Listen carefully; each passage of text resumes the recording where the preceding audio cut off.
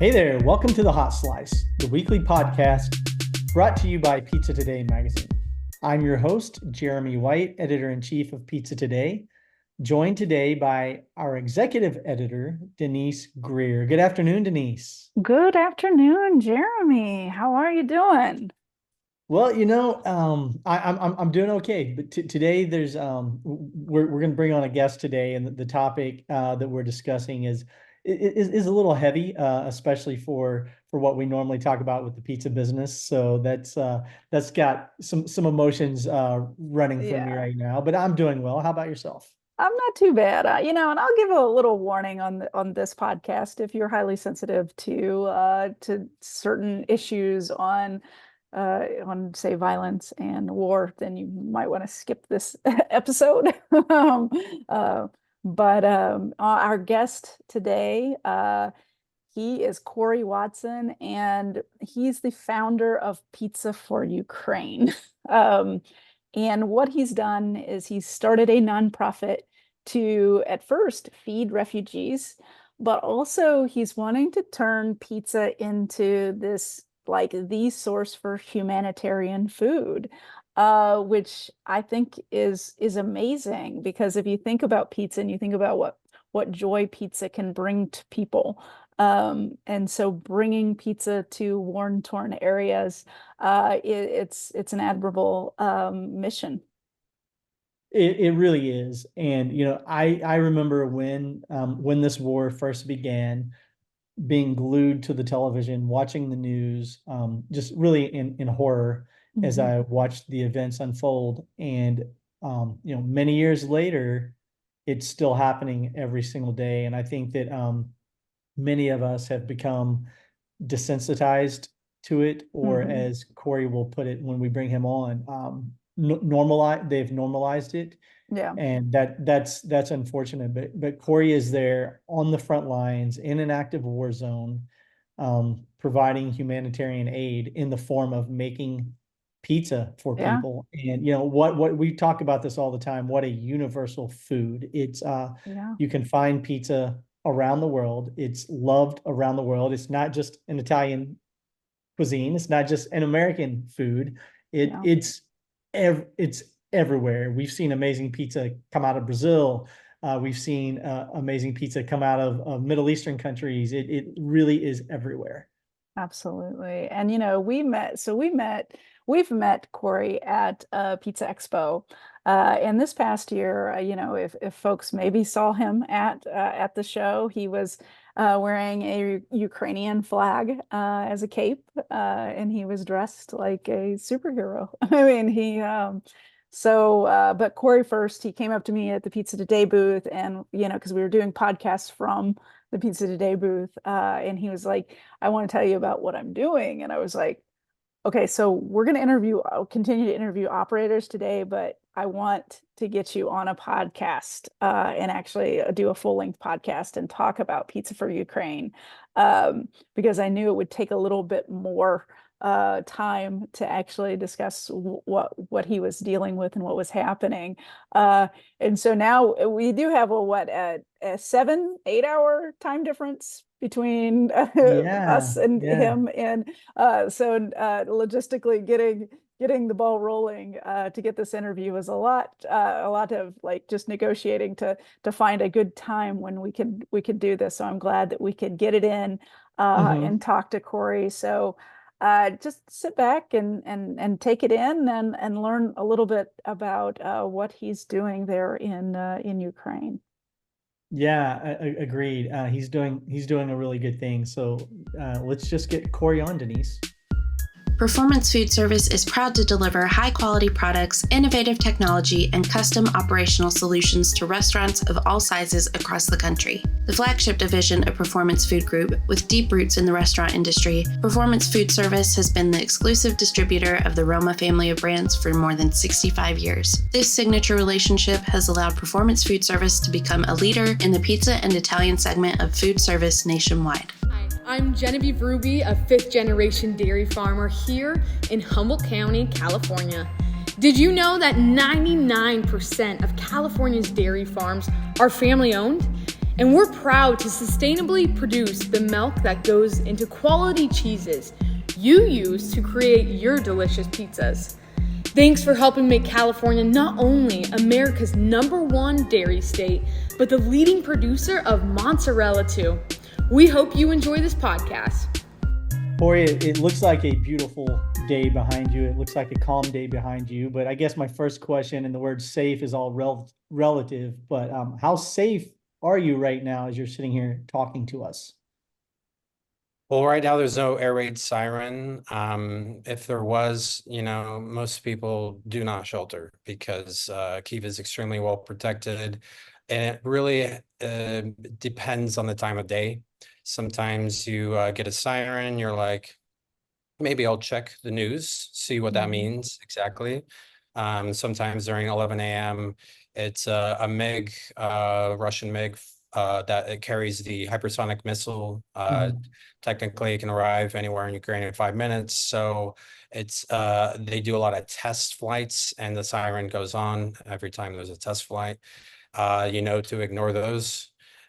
Sometimes you get certain information if it's a test flight when it's going to land, like not the missile but the flight, and so you decide I'm probably okay. But when it's 4 a.m., middle of the night, you're extremely asleep, it's dark, super quiet, the siren turns on, that's when you worry because you're kind of on edge, looking at the news, hopefully sleeping.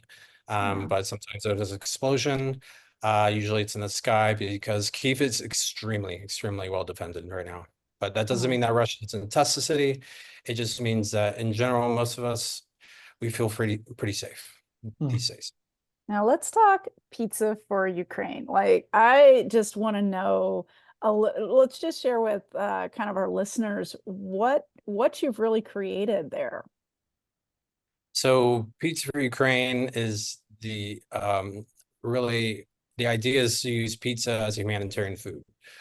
Instead of a soup, a sandwich, so many NGOs, or some NGOs even use MREs in a disaster. We're using pizza because it's not only cheap, it's not only fast, because with mobile ovens, 500 Celsius, 900 plus Fahrenheit, ovens that cooks a pizza in 60 seconds, it can become extremely scalable. So it's just something that's unique. Ukrainians love pizza. I think the entire world loves pizza. I think I would say it's the humanity's favorite food. And there is one place it is not made, and I think it deserves to be made, is the front lines of democracy, because Ukraine is really just protecting all of us, and they need our support even more. And we use pizza as sort of a cultural bridge to really not just help Ukrainians, but for the rest of the world to understand through the lens of pizza what's going on here and what's the reality they're under. Now, you were not living in Ukraine, correct? You were living in Portland, Oregon, and this drew you to that part of the world so that you could get involved in a humanitarian way and help people out that were struggling and living on the front lines. Is that correct? Yeah, I wanted to open a pizzeria somewhere, whether, I'm British and American, so I was thinking Portland, food truck, pizza, Neapolitan pizza, why not? Or work in, AVPN pizzeria in London, why not? That was my dream in 2020, 2021, 2022. And unfortunately, while I was on my way to my very first pizza expo, my mind had already changed completely to what my original idea was, to open a pizzeria. That was April 2022. The war had already become, or maybe it's March, the war had already become in full scale, absolutely full scale. And I was just driving to Pizza Expo from Portland, balancing the news, CNN on the dashboard with my iPhone. I couldn't tune it out. I couldn't turn away. I absorbed it. It completely absorbed me. Day one of the war, that was my idea, pizza for Ukraine, because I'm a pizzaiolo. This is what I want to do. This is what I know how to do. And this is the only way I know how to help. And it's been an experience trying to almost 2 years later, trying to figure out, and I think I have figured out the general concept is that pizza is an incredible lens to understand the war and to fundraise for, and just pure comfort food, pure. Yeah. Now, how did you Definitely comfort food. oh, sorry. How did No, you go ahead, Denise. start, you know, when you first started in Ukraine, you know, bringing pizza to the folks there? Like, how did it start? So I started planning at hopefully making pizza out of Polish train stations, because a lot of Polish families would just set up a table and just start cooking food for all the refugees spilling across the border. And unfortunately, I didn't have the network or the supporters or the money to really make that happen. So I decided to start with World Central Kitchen. And this is on the border, Przemsyl, Poland, on the border of Ukraine. And I volunteered with them for almost 2 months. And this was during the refugee crisis. And that really sort of crystallize the idea behind Pizza for Ukraine. It's about building solidarity. It's about making food right in front of the refugees or the displaced or really any Ukrainian need. And that really inspired me. And after World Central Kitchen closed its kitchen, actually after the refugee crisis kind of slowed down, I decided I'd go back to my original idea, Pizza for Ukraine, but using World Central Kitchen as just an incredible inspiration. Absolutely. And kind of, so what has it turned into 2 years later? Now it's more about getting awareness of the war. I would say it's maybe not in the news cycle as much as it should be, like it was in the early days. You could see you probably know a lot of pizzerias that were doing fundraising in the beginning of the war, and those slowly just kind of disappeared. And to keep Ukraine in the news cycle, to keep people knowledgeable about the situation, I think Pizza for Ukraine to go where we go and make pizza, we also have a story to tell. So we bring photojournalists with us. We talk to the village leaders. We ask them, tell us about this village. Tell us what happened when Russia came and when they left, when they were kicked out by the Ukrainians. So that's what we're at now, is about using pizza as a promotional tool to just figure out how do we put Ukraine back into people's minds so they can continue to support it long term, not just in the beginning, not just when there's a bombing, not just because there's a new offensive or counteroffensive. No, just every single day, Ukraine. That's what we're trying to do. As you Yeah. talk to friends or family members back in the United States, or even I think you said you're a dual citizen, maybe even in Great Britain, do you feel as though people have started to become desensitized to the horror of the war? Yeah. Because it's been going on for so long now, and like you said early on, maybe people were glued to the news, and now have they, just for lack of a better phrase, kind of moved on from it and forgotten about it? Yeah, the word I use is normalize it. So Yeah. it's sort of just ongoing. It's not, some people use the word, Americans have Ukrainian fatigue. They're just, tired. Well, Ukrainians aren't tired and they don't have an opportunity to be tired. Nobody's tired. It's just that it just blends into the background, right? So I would say, depending on where I go, I feel more support. In America, I feel less support. But when I'm around my volunteers in America, or I'm around Ukrainians, that they really feel like my people now. These are the people that I can really talk to on an even plane, that really understands. But in Americans in general, the war is very far from them. And when I talk to people from the UK, the war is spatially closer and they care more about it. And it's more of a Europe problem. It's more of a Britain problem, less so of an American problem. And we're trying to change that. Yeah. So logistically, what does it take to put on these types of of feeding, if whether at the beginning you were feeding refugees or hosting these events in villages and cities, logistically, what does it take to really bring these pizza making to them? Sometimes it's very organized, sometimes it's last minute, absolutely last minute. Because Yeah. it's a testament to the adaptability, versatility of pizza, I think, specifically Neapolitan pizza is what I found. I've had events where I just put an uni oven, some folding tables, and some dough in dough boxes to an event from a van, from somebody I know, or just rent a mini bus on the version of Uber here called Uklon, and we just go and we just set up a table. We put the oven on, we hand crush the tomatoes, we cut the mozzarella. That's it.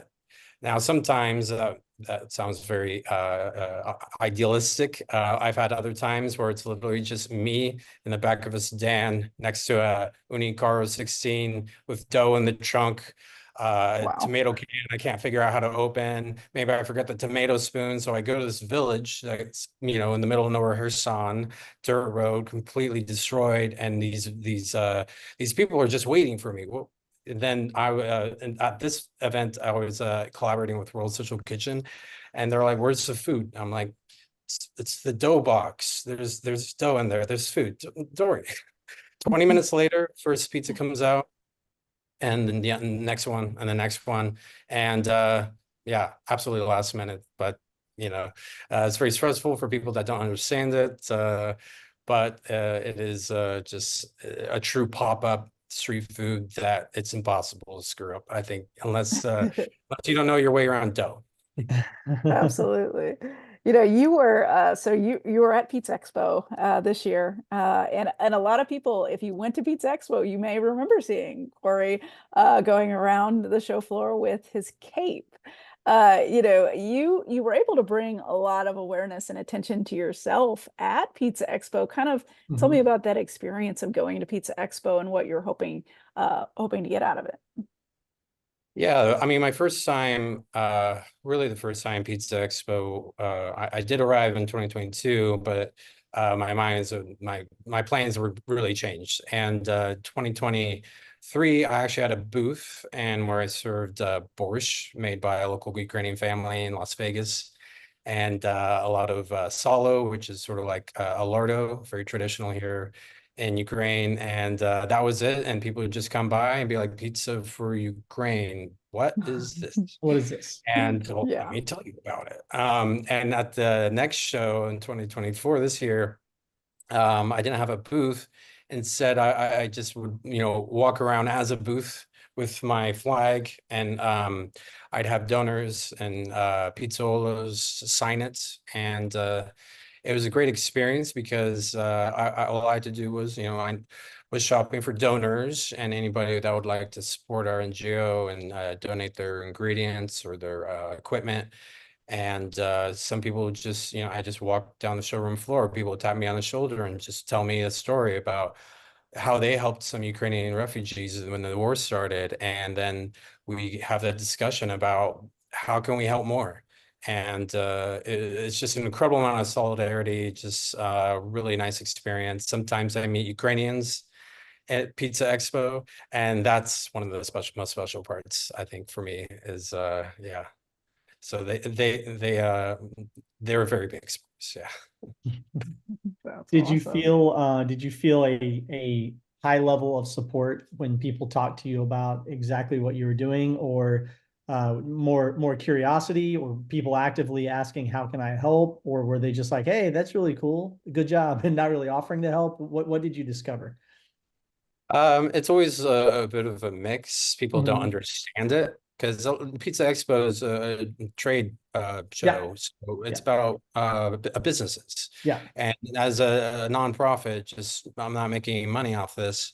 It's the conversations are more curious. They don't have anything in common with me, but in general, if they're pizza people, and they care about pizza as just the food of humanity. They really understand what the purpose of Pizza for Ukraine is. and they love seeing pizza made for free to help those in need, because pizza is pizza is a source of power, I think. Mhm. Yeah. And you know, you kind of led a little bit into it, but why does pizza make such a great humanitarian food? I think not only is it just because it's fast, okay, but you can do more of them, yes, but also because it is a complete meal. It has it's nutritionally complete. It's basically a happy food. So I don't, nobody gets excited about a salad.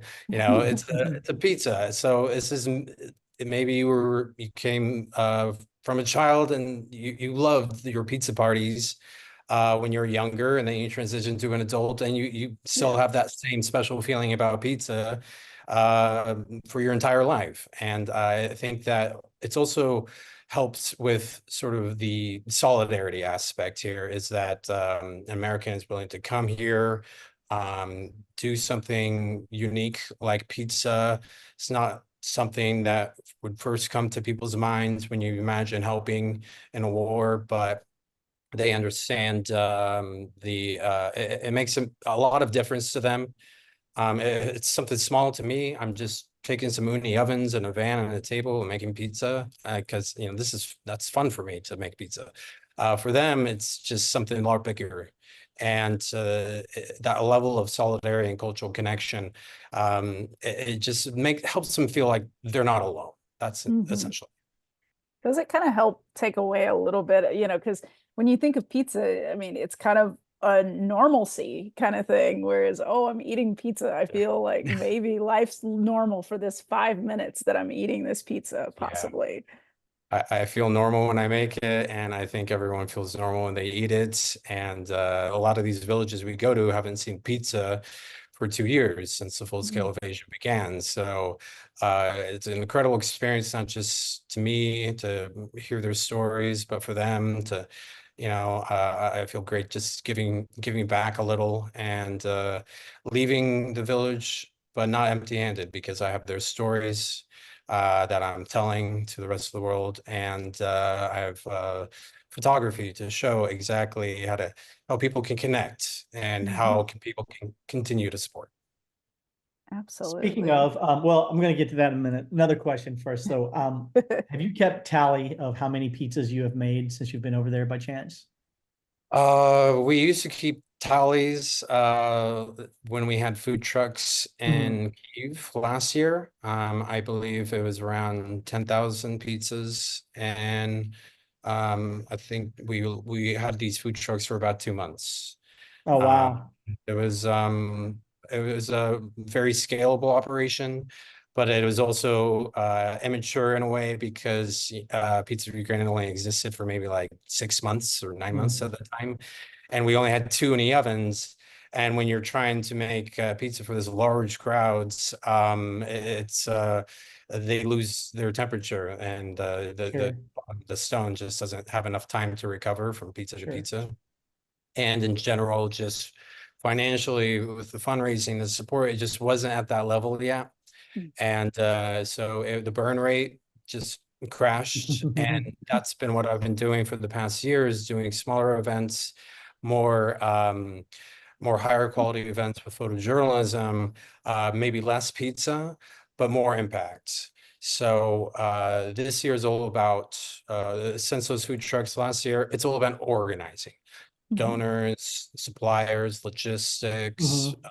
fundraising, promotion, media, and then when it's ready to just sort of like let it rip, I think that it'll be much more scalable, and that's what the future of Pizza Green is. We want to do this every single day, and we're almost there. What is the feeling in Ukraine in terms of when this war will ever end? And how long do you plan to stay there?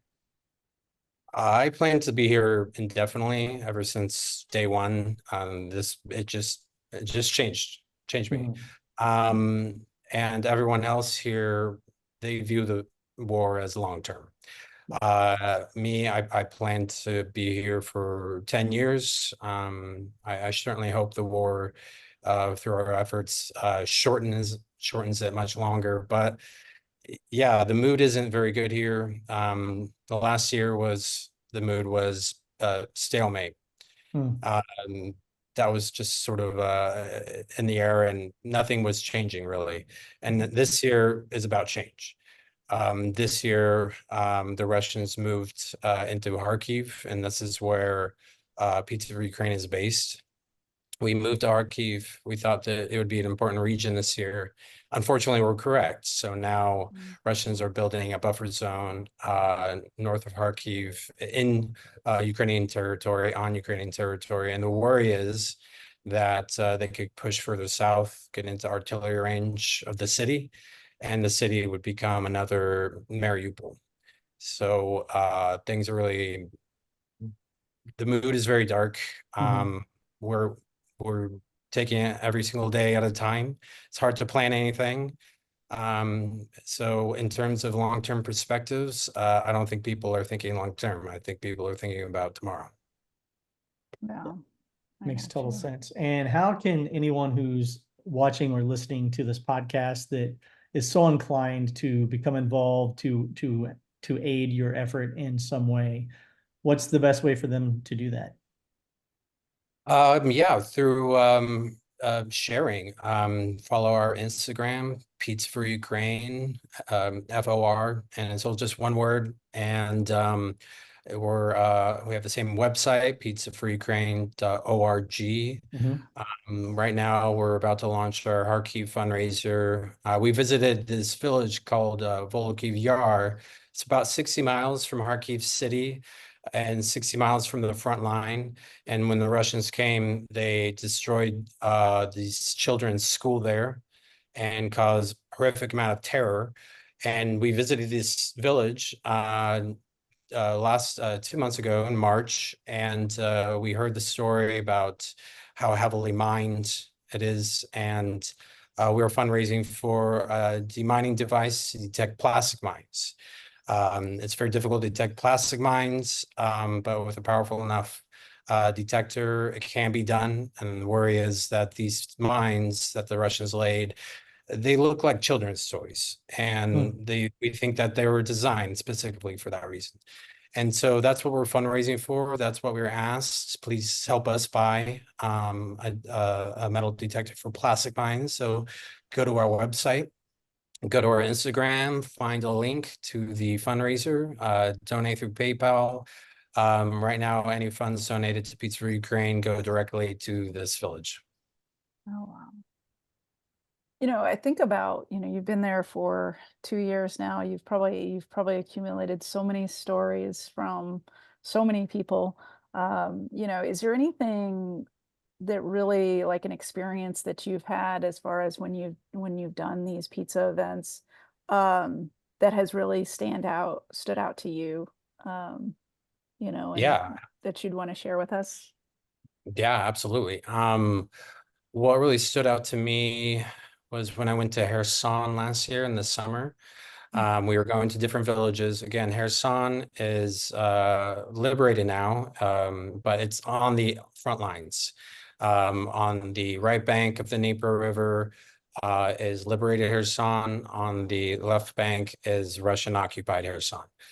And when we were around the villages, liberated villages in Kherson doing these pizza events, I remember one night when we were leaving one village, I was invited to a Ukrainian family's house for dinner, and I'm like, yeah, of course. And here I am, just having this incredible homemade food, hanging out with friends and this nice Ukrainian family, and they ask, we have some puppies. Do you want to hold these puppies? And I'm like, yes, of course.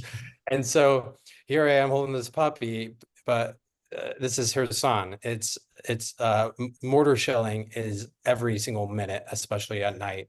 So because it's the summer, we have the windows open and you hear everything. Outside, it's just the apocalypse. But inside, I'm holding a puppy and having incredible food.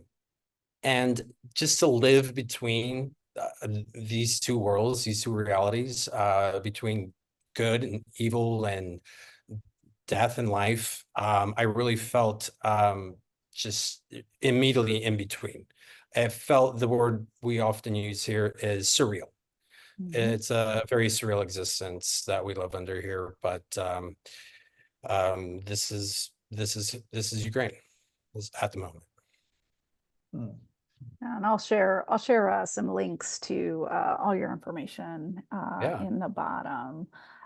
So as pizza makers and pizzeria owners around the world, you know, what can they do in order to kind of look at pizza as a humanitarian aid? I think this is a great opportunity for the pizza world because not a lot of people are using pizza. Not enough, I think, that are using pizza for true good. I know many great charities that are. I would like them more too. And there's a way we can help all of these charities, including Pizza for Ukraine. You can, if you have a pizzeria, you can host a fundraiser. Specialty pizza, donate the proceeds to Pizza for Ukraine. It's a tax deductible 501c3. Also QR codes on tables or in the check at the end of the pizza. Introduce that you're supporting your pizzeria partner for Pizza for Ukraine. There's all kinds of ideas, whether it's just, you know, pizza fundraising block parties, or there's so many ways to help use pizza as a humanitarian food. I think this is sort of, unfortunately, in the very early days, pizzas for humanitarian reasons, but the growth potential is astronomical all around the world. Absolutely. Well, we want you to make sure you keep us posted on what's happening, and we're going to share your story on the Hot Slice, but also on Pizza Today as well. So definitely just keep us posted, and we'll keep operators in the loop as well. Yeah. Thank you so much.